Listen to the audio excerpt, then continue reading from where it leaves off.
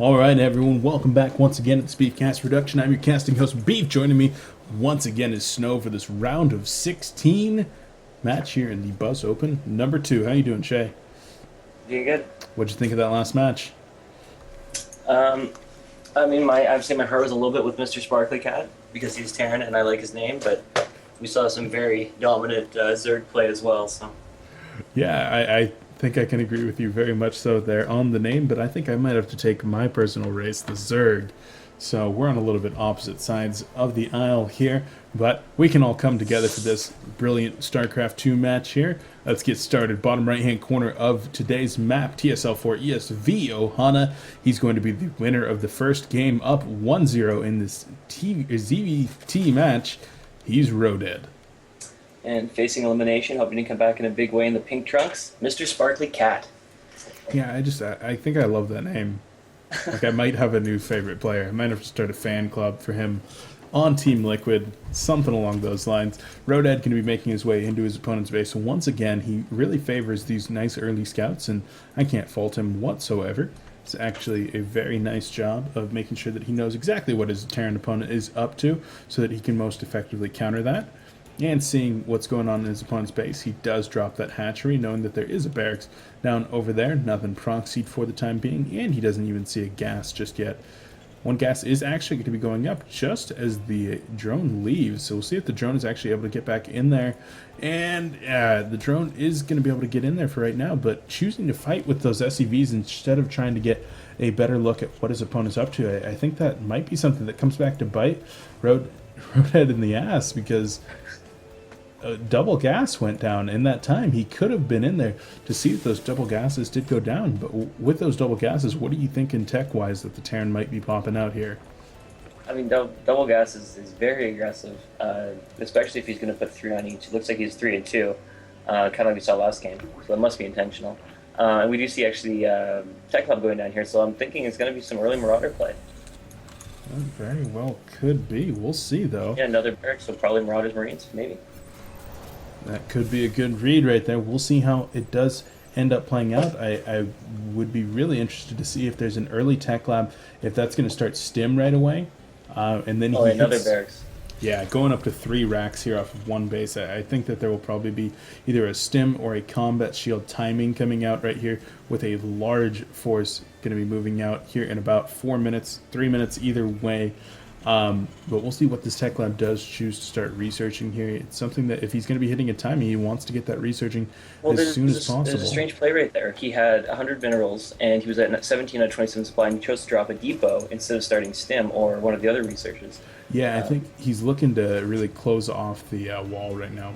Wants to make sure that his opponent does not get any information, and I can agree with that a little bit right there. Second tech lab going to be coming down as the first Marauders are going to be making their way out, but no research coming out. Just that, okay, there's stim pack right there. So when that finishes up in 180 seconds with all those stimmed Marauders coming out, and Marine's going to be even coming off of the third barracks there, this could be a very deadly timing for our Terran player. Zerg has absolutely no clue that this is coming. We'll see what kind of game sense Rodead does display, and if he's going to be able to get any kind of defenses up in time.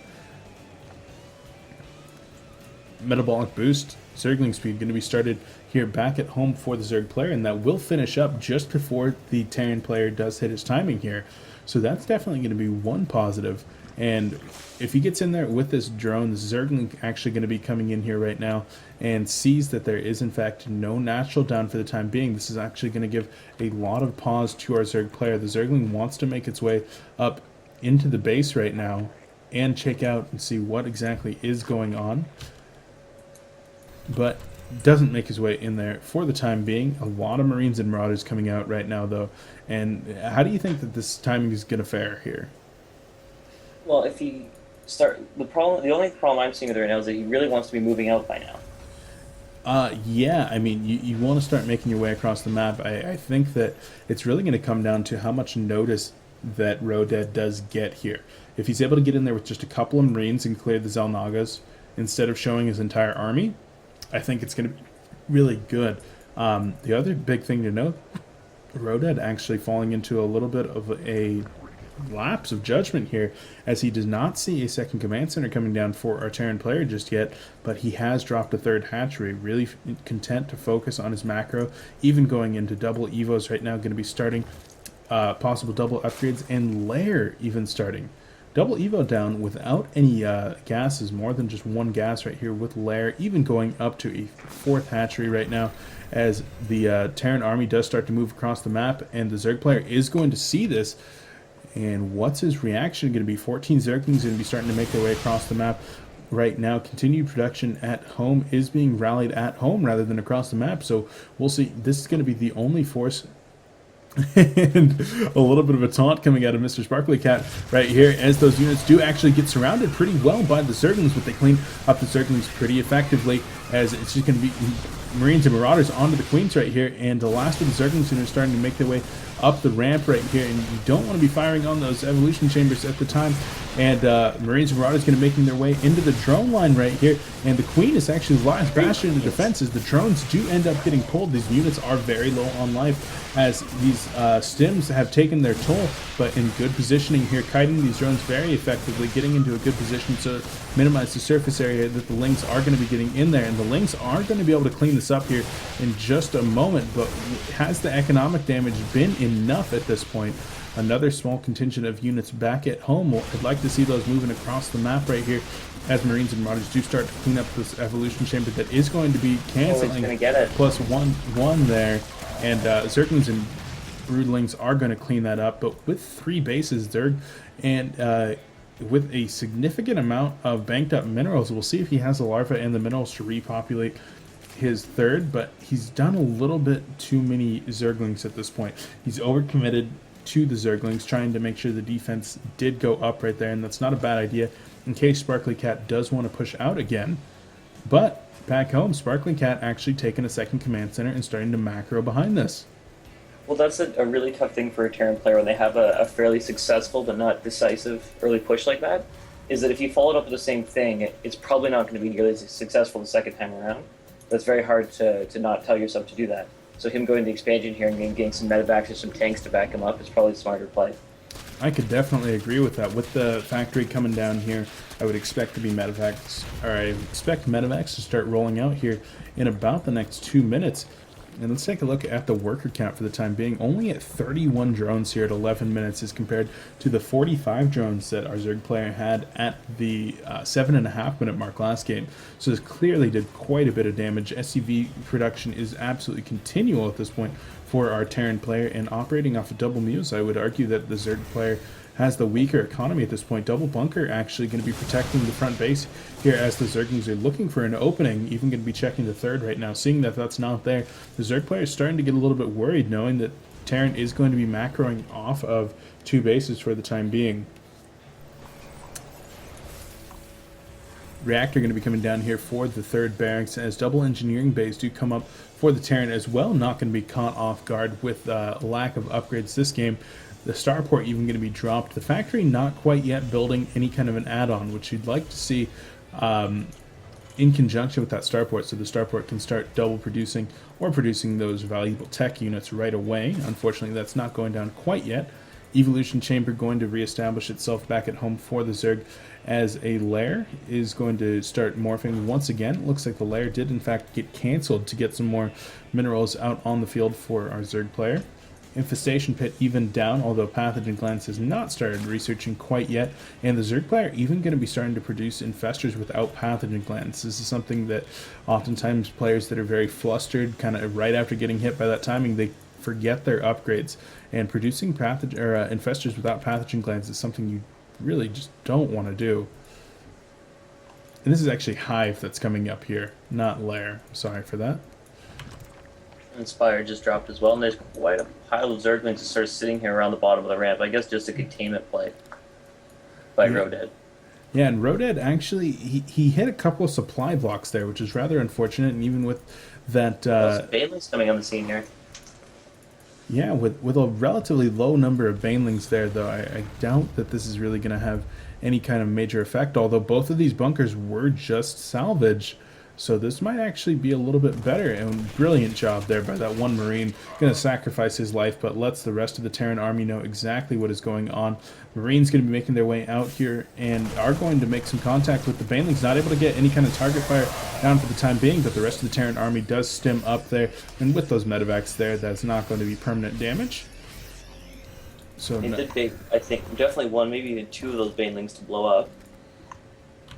Yeah, one Baneling did go ahead and detonate there. Back home for Rodead. No upgrades are continuing at this point. Still going to be operating off of just 1-0 for his Zerglings. Pathogen Cleanse still has not been completed, and he is producing those Infestors. So those Infestors going to be so low on energy as they start to come out here. It's really unfortunate. Zerglings making their way past ESV Space Shark over here. Follow him on Twitter at Liquid Red. Marines and Marauders just really going to be the choice for the time being with our Terran player. A supply depot wall going to be going up here for the main. This is very much so an indication that the Terran player does want to make his way out onto the map. And a very large bank here for our Zerg player, banking up over 2,000 minerals for the time being, as a lot of Zerglings do come out right now. He doesn't really have a whole lot of larvae to produce a lot of Zerglings with right now. I'd like to see a 5th hatch come down, as he's not really able to hit all of his injects just perfectly on time here. Greater Spire and Ultralis Cavern both starting to come out right now. But as this Marine Marauder Ball is going to be making its way across the field, it's going to meet with these Zerglings. And with the Marines and Marauders all clumped up like this, these Infestors are going to be very good. And Zerglings and Banelings starting to meet right here with the Marine Marauder Ball, which is trying to kite as best as possible. Not exactly MKP style micro right here, but certainly good enough for the time being. Marines and Marauders going to try to get back into the fray right here, as a few units even load up into one of those medevacs. I don't think that was intentional yet. Unloads those units once again, and the Terran's kind of missing his timing here. Don't you agree, Shay? Yeah, he's really giving, didn't do any drops, didn't do anything like that, not getting an armory to get weapons to or anything like that. He's really giving the Zerg an opportunity here to start researching things, start building more bases, spread more gross creep everywhere. Yeah, with these Marines and Marauders going to be coming in once again. They're on creep right now. No scans going to be going down for the time being, and the Zerglings even moving their way around right now, looking to get a flank, and they are going to be trying to get a big surround here. Huge fungals going down on the Terran army as Banelings do connect. A lot of the Banelings being used there on Marauders instead of Marines, and these medevacs doing a very good job of trying to keep the Terran army alive as best as possible. But the last of the Terran army is going to be fighting with just a few Marines over here, and the units trying to load up into the medevacs, and the Terran army is cleaned up by the Zerg defenses. So, Pathogen Cleanse not needed after all. It actually was finally researched there, but those Infestors had enough time to get their energy up, and like I said, I think he just kind of missed his timing, especially working off of just Marines and Marauders. No tanks being incorporated into this composition for the time being, although behind this a 3rd has gone up, as a large group of SCVs are going to be transferring down over to the 3rd. Back at home, continuing mining off of 4 gases right now, and the Terran player is actually banking quite a bit of gas. I'd really love to see him start those 2-2 upgrades, start incorporating some tanks into this composition, but that's something that at the time being MrSparklyCat's just not comfortable with right now, and it's going to be really hard for MrSparklyCat to hold off the Ultralisk push that is going to be coming here without some tanks in his composition, although the high number of Marauders in his composition is going to be very nice for dealing with those Ultralisks. We do keep in mind that there's, of course, the Greater Spire as well, so if we see, and no Vikings whatsoever, so if he does go ahead and more the Brood Lords, it's going to look very dire indeed for MrSparklyCat. Even his Planetary Fortress won't be able to protect him from that. Yep. As the Zerg player starts to move out here, very wisely taking both his 4th and 5th base. This is a play that's come really full circle here, making sure that these players do want to try to take as many bases as possible, knowing that some of these are going to be expendable, something that we saw a lot in the beta, and it's become very prevalent in the last few weeks or months as well, knowing that one of these bases is likely to be taken out by a Terran or Protoss opponent, so you take both of them, knowing that you can just transfer your drones if needed. One drop is going to be making its way down the right side over here. Unfortunately, it's going to fly directly by an Overlord in about 10 seconds here, so we'll see how Mr. Rodead does choose to adapt to that. Zerglings going to be making their way into the 3rd right now, joining with some of the Zerglings and Banelings, but look at that. As soon as the drop is spotted, the Zerg pauses. The Zerg says, oh crap, well, how do I want to deal with that? And that's actually a beautiful play here by our Terran player. This is stalling. This is buying him time. This is actually straight out of the Zerg book, but the drop is going to be left unfettered to deal some damage here, but the Zerglings and Banelings going to start to make their way over onto the Planetary Fortress, and no repair going down just yet, as a couple of these Ultras do want to get in there, and Banelings even going to be connecting onto the Planetary Fortress. The Planetary Fortress does fall. Ultra is trying to storm the front door of the Terran, but that is just way too well fortified. Terran going to be making his way out onto the map right here. This is not a wise idea. You want to stay behind the safety of your wall.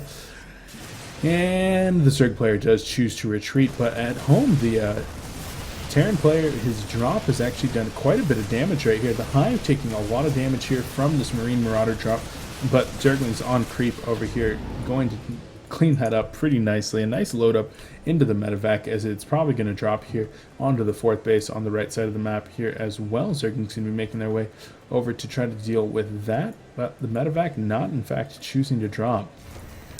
So as a Terran player, Shay, how does MrSparklyCat come back into this game with a large Ultralisk army breathing down his neck?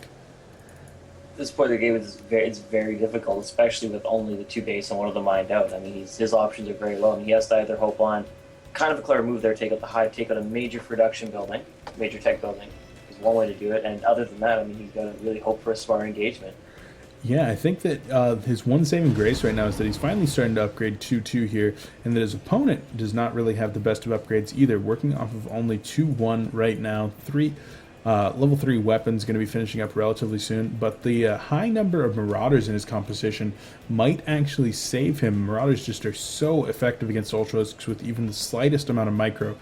But the X factor here really is going to be the fungals on these infestors. We'll see how those do go down. And a brilliant scan coming out here from MrSparklyCat, getting a read on exactly where his opponent is, as the command center does finish up at the 3rd Planetary Fortress, most likely be morphing relatively soon here.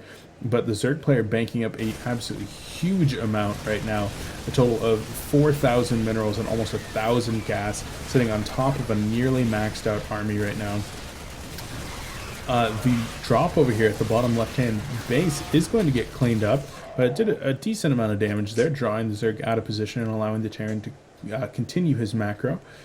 He also did drop on the far right side of the screen, which is... He does have split DPS like here between the refinery and the hatchery. He probably could have taken down one or the other. Yeah, this is actually just a good job from our Terran player buying time.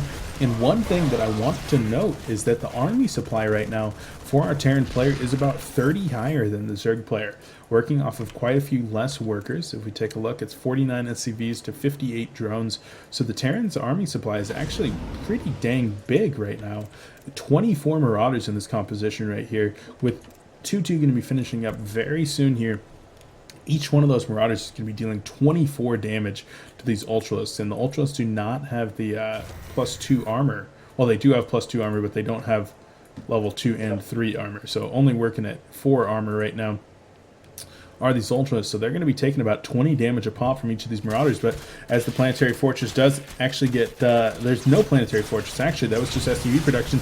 And right here, this is actually a beautiful engagement for the Terran player right there, choking out these Ultras as a big fungal does go down there onto those SCVs. A lot of the SCVs are going to fall, and yeah, down to about 30 SCVs for the time being, but he actually got a really nice engagement there on those Ultralisks, and I think that if he moves out right now, the Zerg player is actually going to be in a pretty rough position, although Broodlords are starting to be morphed as the dreaded tech switches are going to be coming in here from our very rich Zerg player.